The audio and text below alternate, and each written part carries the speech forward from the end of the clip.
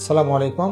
Doctor Nasiruddin Kajal, associate professor urology, Dhaka medical college. এখন আমি কথা বলবো পুরুষ মানুষের লিঙ্গের উত্থানজনিত সমস্যা নিয়ে, অর্থাৎ যেটাকে আমরা বলি ইরেকটাইল ডিসফাংশন, অথবা আমরা যদি অন্যভাবে বলি পুরুষত্বহীনতা রোগ। এটা এমন একটা রোগ যেটা আমাদের দেশ কেন ওয়ার্ল্ডে প্রচুর পরিমাণ পাওয়া যায়, এবং আমাদের দেশে যে সমস্ত পুরুষ মানুষ আছে অ্যাডাল্ট, তাদের মধ্যে দেখা যাবে 25-30% কেসেই এই সমস্ত রোগটা প্রতীয়মান হয়। তবে বাস্তবতা এত দেখা যায় না, কারণ আমাদের দেশের মানুষ এই সমস্ত রোগ অনেককেই বলতে চায় না, ডাক্তারের কাছে যেতে চায় না। এই কারণে আমরা হয়তো অনেকেই বুঝি না। একটা কথাই বলে রাখি, এটা কিন্তু সে রোগী, অর্থাৎ তার কিন্তু এটার চিকিৎসা দরকার আছে। এই চিকিৎসার দরকার আছে বলেই এই জিনিসটা খুবই প্রয়োজনীয় জানা এবং ডাক্তারের কাছে শরণাপন্ন হওয়া যদি এর সমস্যা থাকে।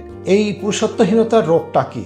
এটা হচ্ছে যে পুরুষ মানুষের লিঙ্গের যদি উত্থান ঠিক মতো না হয়, অর্থাৎ যখন সে তার পার্টনারের সাথে সে শারীরিক সম্পর্কে যাবে, তখন যদি এটা তার ঠিক মতো শক্ত না হয়, অথবা শক্ত হলো কিন্তু বেশি সময় ধরে রাখতে পারে না। আবার অনেকেই দেখা যাবে যে শক্ত হয়, একটু টাইম থাকে, তারপর আবার এটা নিস্তেজ হয়ে যায়। এটাকে বলা হয় পুরুষত্বহীনতা, অর্থাৎ যেটা ইংলিশে বলি আমরা ইরেকটাইল ডিসফাংশন। তো এইটা কেন হয়, এই কারণটা জানতে গেলে আমাদের অনেক কিছু মাথায় রাখতে হবে। যেমন স্বাভাবিক কেউ যদি প্রচন্ড টেনশনে থাকে, প্রচন্ড কেউ যদি ডিপ্রেশনে থাকে, খুবই যদি অ্যাংজাইটিতে থাকে, তাহলে তাদের হতে পারে। কারো যদি পুরুষাঙ্গতে রক্ত চলাচলের সমস্যা থাকে, যেমন অ্যাথেরোস্ক্লেরোসিস নামে একটা রোগ আছে, এই রোগের কারণে হয়। কারো যদি ডায়াবেটিস থাকে আনকন্ট্রোল দীর্ঘদিন যাবত, কারো যদি হাইপারটেনশন থাকে, অর্থাৎ প্রেশার রোগ আছে, তার ঠিকমতো ঔষধ খান না। যে সমস্ত লোকজন স্মোকিং করেন, যারা হার্ড ড্রিঙ্কস করেন, যেমন যারা অ্যালকোহল খান বা অন্যান্য হার্ড ড্রিঙ্কস করেন, এই সমস্ত হইলে তাদের এগুলো হওয়ার সম্ভাবনা থাকে। এছাড়াও কিছু ঔষধজনিত কারণে, অনেক ঔষধ আছে বাজারে, হয়তো আপনি অন্য রোগের কারণে খেলেন, তাহলে এই সমস্যাটা হতে পারে। আরও কিছু নিউরোলজিক্যাল সমস্যা আছে। নিউরোলজিক্যাল সমস্যা মানে ধরেন যে কারো হয়তো তার পিছনে যে মেরুদণ্ড হাড্ডিতে সমস্যা আছে, অথবা তার কোনো স্পাইনে কোনো অপারেশন হয়েছে বা স্পাইন ইনজুরি হয়েছে। এই সমস্ত রোগের কারণে সাধারণত তার এই প্রবলেমগুলো হয়ে থাকে। এই সমস্যা যদি হয়, তাহলে রোগীরা আমাদের কাছে আসলে আমরা তার সঙ্গে ডিটেলস আগে তার রোগ সম্পর্কে জিজ্ঞেস করি, অর্থাৎ তার কেমন এই সমস্যা, কতদিন যাবত, কি কারণে হচ্ছে, আমরা তার কারণটা বের করার চেষ্টা করি। তারপর তাকে আমরা শারীরিক পরীক্ষা নিরীক্ষা করি। শারীরিক পরীক্ষা করে যদি দেখা যায় যে হ্যাঁ কোনো শারীরিক সমস্যা ধরা পড়লো, তাহলে সেটা কনফার্ম করার জন্য আমরা কিছু শারীরিক ইনভেস্টিগেশনস করি। আর যদি শারীরিক সমস্যা ধরা নাও যায়, তবু আমরা কিছু পরীক্ষা নিরীক্ষা তার করি, তার রোগটা নিশ্চিত করার জন্য। একটা কথা মনে রাখতে হবে যে দুনিয়াতে কোনো কিছুই রোগ হয় না কোনো কারণ ছাড়া। সো এখানে যেহেতু তার এই সমস্যাটা হয়েছে, তার কারণটা আমরা ফাইন্ড আউট করার চেষ্টা করি। এই কারণটা ফাইন্ড আউট করতে গেলে যে পরীক্ষাগুলো আমরা করি, প্রথমে তার রক্ত পরীক্ষা করি। রক্তের মধ্যে বিভিন্ন ধরনের পরীক্ষা আছে। তার লিপিড প্রোফাইল আমরা করি, ডায়াবেটিসের টেস্টগুলো করি, আর যে পরীক্ষাগুলো করা হার্টের কিছু পরীক্ষা করি, তার নিউরোলজিক্যাল কিছু পরীক্ষা করি। সবচেয়ে ইম্পর্টেন্ট পরীক্ষা যেটা, তার পুরুষাঙ্গতে একটা ডুপ্লেক্স আল্ট্রাসনোগ্রাম নামে একটা পরীক্ষা আছে, এটা করি। সবকিছু করে আমরা তাকে দেখার চেষ্টা করি তার সমস্যাটা কোথায়, কি কারণে তার হচ্ছে।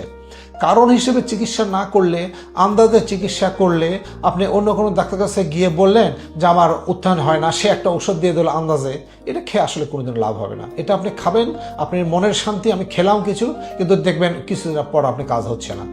সো আপনার এটা কেন হচ্ছে, এই কেনটাকে বের করতে হবে। কেনটা বের করে তার কেনর যদি চিকিৎসা করেন, তাহলে আপনার রোগটা পুরোপুরি নিশ্চিত হওয়া যাবে। সো এই সমস্ত পরীক্ষা করে যদি রোগ ধরা পড়ে, যে হ্যাঁ কমন যে কারণগুলো বললাম, এই সমস্ত রোগ যদি ধরা পড়ে, তাহলে আমরা রোগীকে চিকিৎসার কথা বলি। চিকিৎসা করতে গেলে প্রথমে আমরা রোগী এবং রোগীর সাথে তার ওয়াইফকেও, পার্টনারকেও আমরা আসতে বলি। কারণ এই সমস্ত রোগ চিকিৎসা করার জন্য তাদের সাথে আমাদের অনেক কথা বলতে হয়। শুধু হাজব্যান্ডকে বললে হবে না, ওয়াইফকেও বুঝতে হবে তার হাজব্যান্ডের একটা প্রবলেম।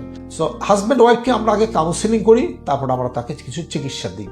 আমরা যদি দেখা যায় যে এই রোগী ঔষধে হবে, আমরা তাকে ঔষধ দিয়ে আমরা রোগীকে চেষ্টা করি এবং রোগীকে আমরা বলি আপনি ঔষধ খেতে থাকেন, আপনি ভালো থাকবেন।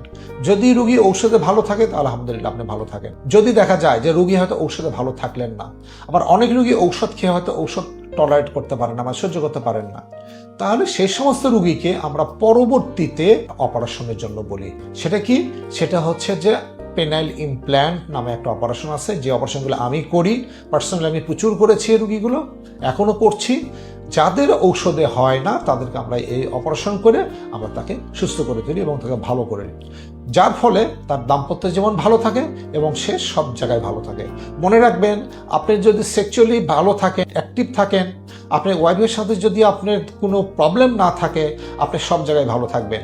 আপনি ফিজিক্যালি ভালো থাকবেন, মেন্টালি ভালো থাকবেন, আপনার চাকরি ক্ষেত্রে ভালো থাকবেন, সোশ্যালি আপনি যার সাথে যোগাযোগ রাখবেন সবার সাথে ভালো থাকবেন। সো সব দিক দিয়ে ভালো থাকার জন্য এবং আপনার দাম্পত্য জীবন ঠিক রাখার জন্য আপনার যদি পুরুষের যদি আমার উত্থানজনিত সমস্যা থাকে, আপনি একজন ইউরোলজিস্ট যেমন আমি আসবেন, আমরা সাধ্যমতো আপনাকে চেষ্টা করে আমরা আমাকে ভালো করার চেষ্টা করব।